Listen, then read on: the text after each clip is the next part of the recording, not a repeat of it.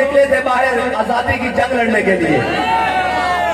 اور پھر ایک اور آئے ہیں ہم پر مسلط ہوئے ہیں، کہتے ہم اپنے کپڑے بیچ کر قوم کو جناب روٹی فراہم کریں گے اور قوم کو سہولت دیں گے۔ وہ قوم کے بچے ہوئے جناب لتڑے اور بچے ہوئے ٹاکیاں اور بچے ہوئے کپڑے بھی اتارنے پر مجبور ہیں۔ تو پھر ہم نے جب سب کو دیکھا، ایک وزیر اعظم کہتے تھے ایک ووٹ کو عزت دو، وہ گھر چلے گئے بھتیجے کو اور جناب بھائی کو وزیر اعظم بنوا کر، دوسرا جناب بخت کے تخت سے یک لخت اتارا ہوا شخص، تم نے کبھی دیکھا ہے جیت کے ہارا ہوا شخص، اور وہ جناب جو نکلا وہ شاہ صاحب نے کل فرمایا ہے کہ قائد ملت زنانیہ، وہ زمان پارک سے زنان پارک تک بچانے والا شخص، وہ جناب باہر نکلا کہ میں بھی جاؤں گا اور آزادی کی جنگ لڑوں گا۔ ہم نے کہا ہو سکتا ہے قوم کی بات کرے کوئی، وہ بھی جیل کی طرف رخ سوئے میخانہ دارت پیر ماں، اور وہ بھی جناب جیل کی طرف چل پڑے۔ تو پھر آپ کو پتا ہے رہتے تو ہم ہی ہیں، اور یہ یاد رکھنا اگر دین کی پناہ حسین ہے اور قوم کی پناہ دین ہے۔ پیغام بتانے کے لیے آئے ہیں کہ وہ دور، ہمارے قائد نے کہا تھا کہ وہ دور جس دور میں لوگ چائے کی پیالی اور تعلق پر ایمان بیچتے ہو، ہمارے قائد نے پھر دنیا میں صدائے لبیک یا رسول اللہ لگا کر دنیا کو یہ بتایا کہ نہیں، ایمان بیچنے والے اور ہیں، حضور کے نام پر جان دینے والے اور ہیں، اور ایوانوں میں جا کر ایمان کے سودے اور ملت کے سودے اور وطن کے سودے کرنے والے اور ہیں، حضور کے نعرہ مستانے پر جان دینے والے لبیک یا رسول اللہ کے نوجوان ہیں۔ اور یہ یاد رکھنا ہمارا موازنہ کسی طور بھی ان سے نہیں ہے۔ وہ ہم سے پوچھیں کہ اب آپ بھی مہنگائی کے لیے نکلیں گے، میں نے کہا ہم غیرت کے لیے بھی نکلیں گے،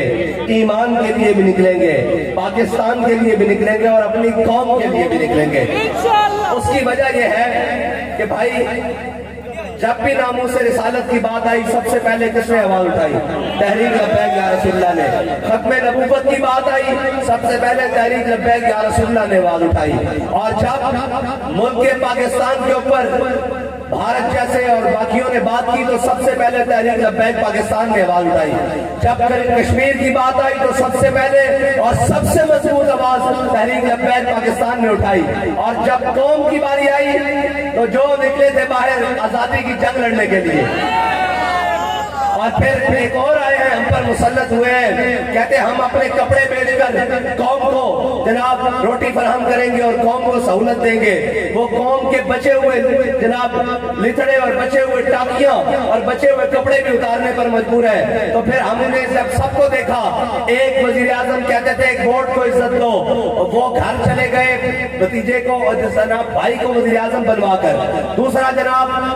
بخت کے تخت سے یک لخت اتارا ہوا شخص، تم نے کبھی دیکھا ہے جیت کے ہارا ہوا شخص، اور وہ جناب جو نکلا وہ شاہ صاحب نے کل فرمایا ہے کہ قائد ملت زنانیہ،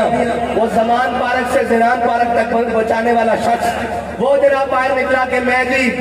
جاؤں گا اور آزادی کی جنگ لڑوں گا۔ ہم نے کہا ہو سکتا ہے قوم کی بات کرے کوئی، وہ بھی جیل کی طرف رخ سوئے میخانہ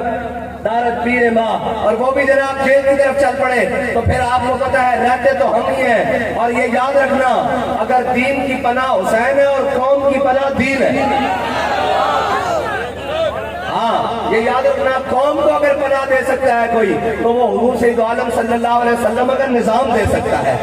اور حضور سید عالم صلی اللہ علیہ وسلم کا دین دے سکتا ہے، وہ دین دے سکتا ہے جس کے بارے میں اللہ تعالیٰ نے فرمایا الیوم اکملت لکم دینکم واتممت علیکم نعمتی ورضیت لکم الاسلام دینا۔ اور اسلام بھی دے سکتا ہے، اسلام بھی پوچھ سکتا ہے جناب یہ دوسرا کرتا کہاں سے بنا ہے۔ ان سے تو یہ بھی کوئی نہیں پوچھ سکتا کہ دنیا کی سب سے بڑی کابینہ وزیروں اور مشیروں کی رکھ کر دنیا کے سب سے بڑے نااہل یہ ثابت ہوئے ہیں، اور جو کہتے تھے قوم کو روٹی دیں گے، میں نے کہا قوم کی بیٹیاں جناب اپنی عزتیں بیچ کر روٹی کھانے پر مجبور ہو گئی ہے، اور بے شرمو تمہیں غیرت نہیں آئی، تم یہ کہتے ہو کہ جناب نواز شریف آئے گا تو پھر قوم کی فلاح آئے گا، تم نے کہا اسحاق ڈار آئے گا تو ڈالر اوپر سے نیچے گر جائے گا، میں نے کہا اسحاق ڈار نہیں، تم سب کا روحانی ابا جو بائیڈن بھی آ جائے تو یہ ڈالر نیچے نہیں آ سکتا، یہ ڈالر اسی طریقے سے آئے گا جس طرح قائد ملت اسلامیہ علامہ خادم حسین رضوی نے فرمایا تھا کہ سود ہم نہیں دیتے، قرض اس دن دیں گے جس دن ملک خوشحال ہوگا، جاؤ بھاگ جاؤ ہم نہیں دیتے۔ अयाशों के लिए, जिन बदमाशों के लिए तुमने पैसे दिए हैं, उनके पास जाके दो। ये कौम 2 वक्त की रोटी अपना खून और पसीना बहा कर खाती है, इसलिए सारे भाग जाओ, हुजूर का दीन दस्त पर आ रहा है।